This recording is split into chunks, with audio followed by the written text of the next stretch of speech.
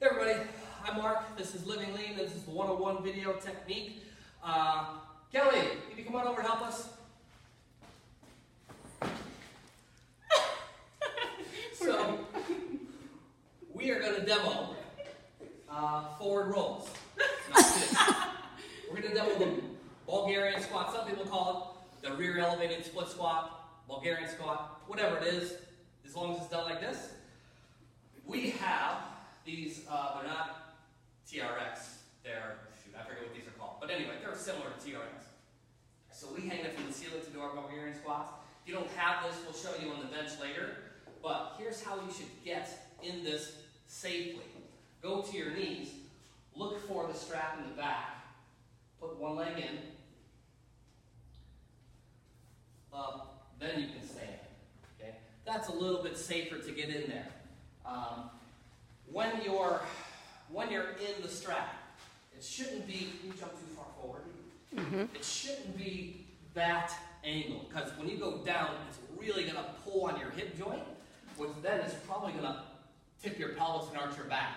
And you'll say, ah, that hurts my back a little, because you are all set. It's a single-sided exercise, so it's going to rotate and twist one side. So it may not feel that great. So I would just step back, keep coming, keep coming, keep coming, keep coming.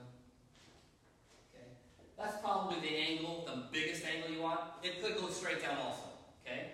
So from the front, you should be set up so Kelly's left leg is in the strap. So that means her left shoulder should intersect the strap, right? You jump to your left.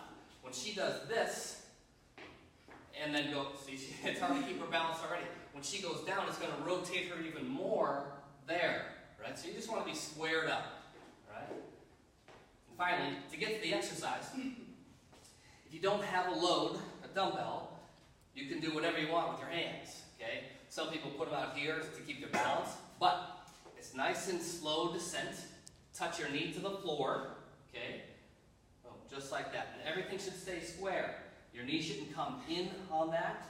This knee shouldn't dive that way, okay? Because then you're going to cross over also, okay? So what we do when somebody is doing that, we'll do that just to make sure their knee is on that side of their midline so their hips stay square. Okay, hope that makes sense. But also if they're losing balance, we will give them a stick in their opposite hand, because if they have a load, we'd like the load on the side that's working. So it looks like this. And we always say, slide your hand down and up. Please don't grip the stick, because then you're going to do this. You're going to go down, even if you go down well, you're going to pull on the stick, and then you're going to lean forward and do that. That's taking the load off the working leg. Pam, can you go over to the side? Okay. So from the side, your setup should look like this. Her legs are right next to each other, right? That's where we want them, between every single rep. So when you go down, pulling that leg slightly back, you're super tall here, right? Not leaning forward, and your hip coming back, not there. You almost want to be perpendicular to the floor. You're going to drive through that heel, and then, boom, pull this leg right next to this one. So you don't want to be like that, okay? That's arching her back right here, but if she does this, boom, she can relax and square her hips up and engage her core, again, between every single rep. So you do 3 at a time. Boom, driving that hip, right? This side's working, boom, driving the hip so she goes all the way out. Boom, just like so, okay? Anything else to say about that? I mean, okay, I'll take that one. If you don't have a strap, you can go from the bench. Okay? I don't particularly like the bench for several reasons.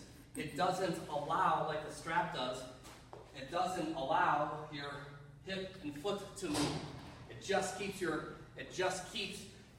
foot right there, and your hip joint really has nowhere to go. Right?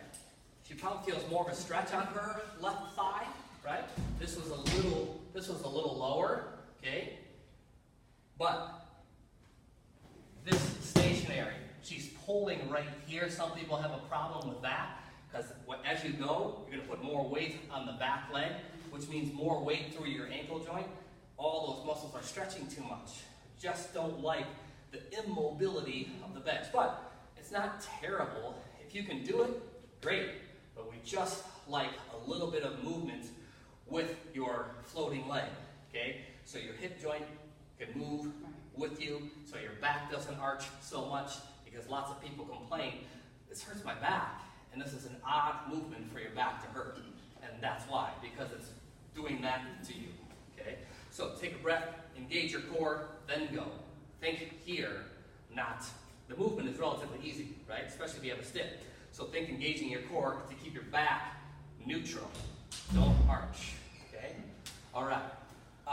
Back flips next week. That's me. Okay. Thanks, everybody.